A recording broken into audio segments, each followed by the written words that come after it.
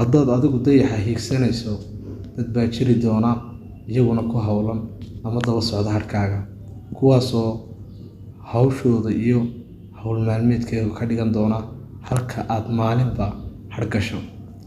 Waxaan ka wadaa marka aad yool iyo hadaf meel dhigato, kaasoo oo dadaalkaaga iyo aqoontaada iyo waayo aragnimadaada aad meel iskugu keento, ay muujinayso qof meel ay u caddahay.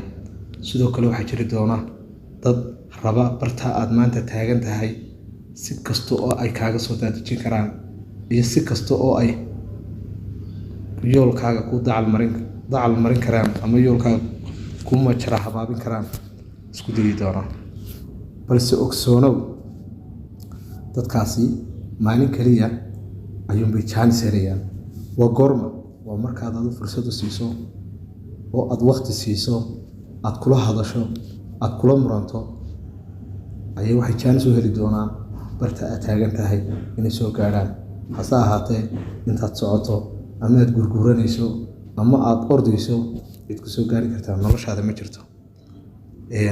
Dadka noloshaada daba socda iyagu waxay arkayaan iftiinkaaga, hase ahaatee adiguna waxaad arkaysaa yoolka aad nolosha ka damacsan tahay. Marka aad adu fursad u siiso inay ku soo gaaraan ama aad u istaagto, waa maalinkaasi maalinka ay doonayaan booskaada adigu ku jirto inay soo galaan.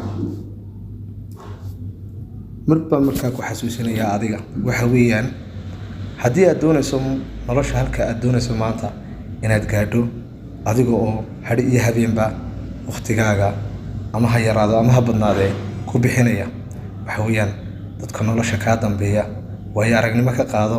Hase ahaatee waqti ha ku bixinin halkay joogaan.